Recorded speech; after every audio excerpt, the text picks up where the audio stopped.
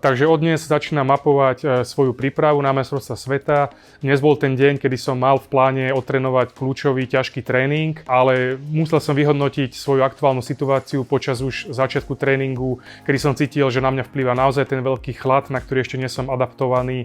plus včerajší tréning, kedy som aj posilňoval, aj som v cyklistickom tréningu dával trošku prvky behu, ktoré v cyklokrose sú potrebné, takže tie nohy som nemal najčerstvejšie. Tak som vyhodnotil svoje pocity a usúdil som, že z toho ťažkého tréningu urobím si len stredne ťažký, lebo v sobotu štartujem na majstrovstvách Slovenska, teda v cyklokrose, tak aby som to stihol zregenerovať. Ak by som tak neurobil a naozaj by som tam nechal akože všetko, čo by som mal v dnešnom tréningu, tak by naozaj hrozilo, že by som mohol ochorieť, alebo pri najlepšom by som to nestihol do soboty zregenerovať a v sobotu by som v podstate išiel pod svoje možnosti. Kto by chcel nahliadnúť na konkrétny môj tréning, mám ho na Strave, len teda taká zaujímavosť, vždycky v tej danej zóne, alebo teda v tom úseku som nešiel na svoj limit, ale skončil som dajme tomu minútu skôr,